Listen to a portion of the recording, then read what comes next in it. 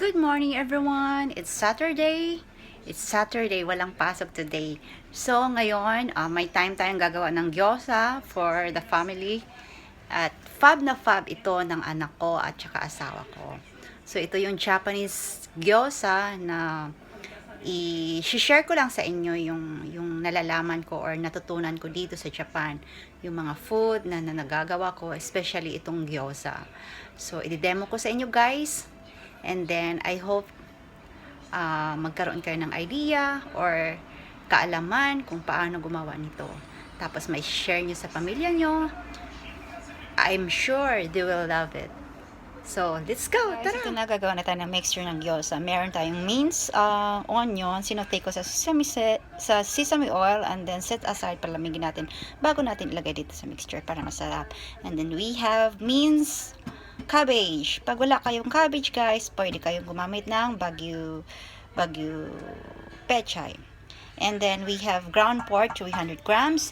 And then we have mince, ginger para mawala yung langsa niya, yung karne natin. And then we have 2 pieces of fresh garlic, minced garlic.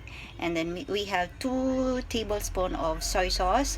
And then we have nera. Pag wala kayong nera guys, okay lang gumamit kayo ng Chinese pechay or cabbage. And then we have honey. Siguro mga 1.5 tablespoon, depende sa tansyado nyo lang guys. And then we have consomme. Pag wala kayong ganito, pwede kayong gumamit ng salt and pepper or magic sarap. So let's do it. We will mix the mixtures and then mamaya magbalot tayo. Okay, let's go. Ito na yung mixture natin. Na-mix na natin ng maayos sa mixture natin. Yung yung ingredients natin para sa gyoza. And then I will cover this mixture ng saran wrap, and then papahinga muna natin sa ref, sa fridge ng 2 hours before natin ibabalot sa gyoza wrapper. So I'll show you later kung paano ko siya i-wrap, the way mamos wrap the gyoza thing. Okay. Ito na po, magbabalot tayo ng gyoza. Night. And ito yung wrapper natin. Ito yung mixture natin kanina. Ayun, may ito na. So we'll start. So you need to have some water. Gyoza wrapper and the mixture. Hello guys, ito na. Naglagay tayo ng itong natin, yung mixture natin na pang gyoza. Tapos nilagay dito sa wrapper niya. So mag-dip tayo ng konti sa daliri natin ng tubig. Tapos ating ipahid dito around the corner. And then ganito siya pag nag-wrapping. So nadikit nyo na yan. 1, 2, 3, 4. Tapos push.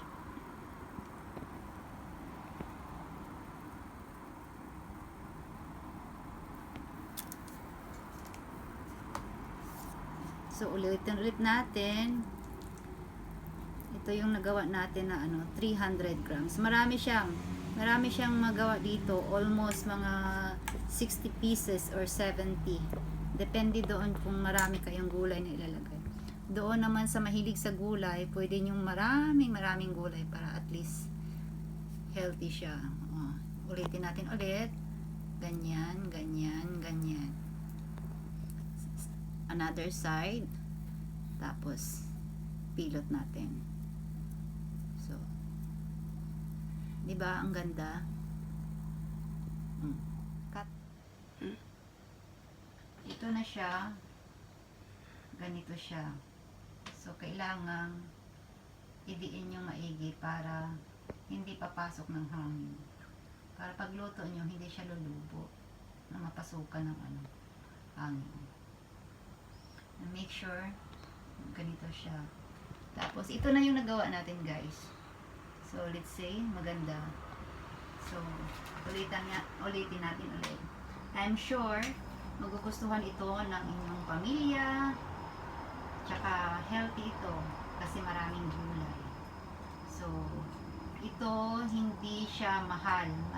Hindi magastos ito guys. Kasi ground pork lang. 300 grams ground pork. Tapos, yung ano natin, yung cabbage natin, nasa ano lang, 1/4. All you need is to prepare the ingredients. 300 grams, marami na kayong magagawa. Tapos, kalahating ano lang, kalahating cabbage lang. Tapos, isang whole na onion, 2 pirasong garlic, tapos, konting mince na ano, ginger. Tapos, pag wala kayong neragay, okay na yung ano, okay na yung onion lang at saka cabbage. Tapos, lagyan nyo siya ng 2 spoon of soy sauce. Tapos, lagyan nyo rin ng konting ajinomoto. Yung ano lang, tansyado lang. Pag ako kasi nagluluto guys, tansyado lang. Tapos,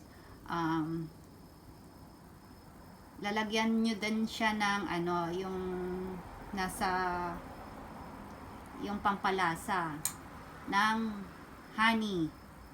So, lagyan mo siya ng honey, at least 1 1/2 spoon.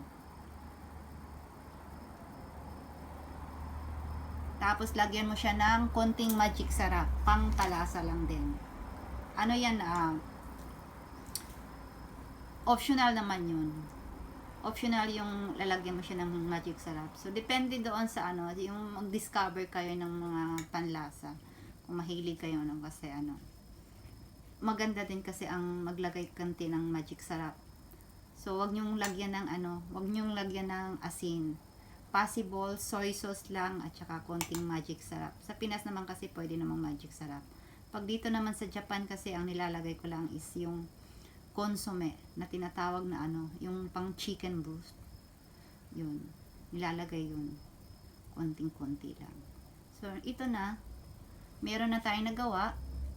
So, I'm sure dyan sa mga gyoza lover, meron na tayong nagawa. So, malinis, maganda, at saka affordable.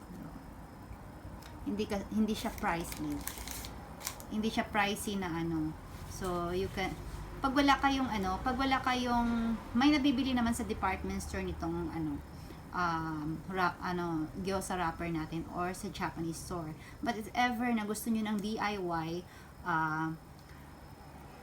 mag-ano lang kayo na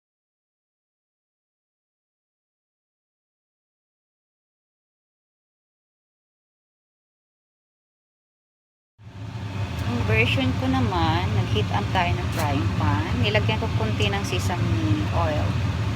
Tapos, ilalagay na natin dyan, no?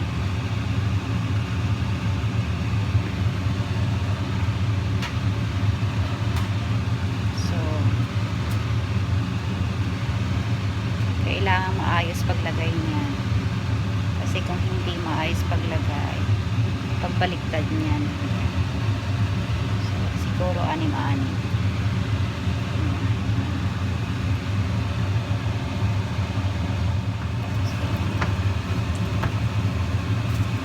Make sure pag naano na siya dyan. After that, lalagyan natin ng warm water, and then you cover. I-simmer natin for 2 to 3 minutes. I think 3 to 5 minutes something para maluto yung buo. At first, kailangan yung pahinaan yung apoy. Tama-tama lang, yung medium heat. Yan na siya.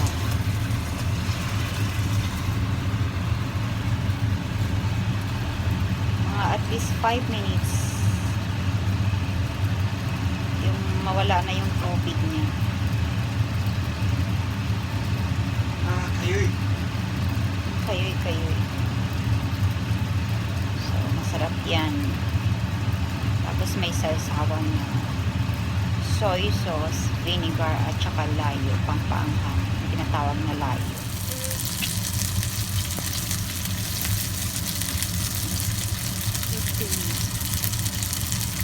Make sure, check nyo pag na golden brown na siya. Silip-silipin.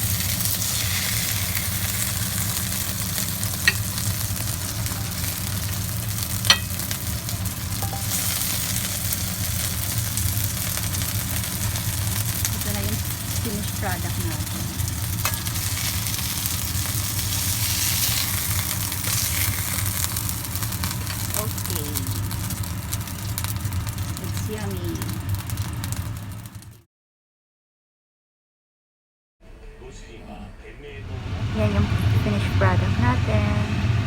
Ayan. Ang sarap-sarap. Let's see. Look at that.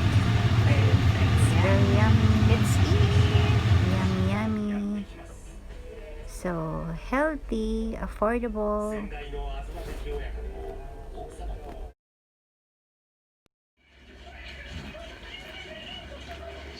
Soy sauce, vinegar, and layu with tongarashi. And that yummy gyoza. Let's eat. Ito yung layu niya. SB. At saka meron pang isa. SB din. So, masarap yan.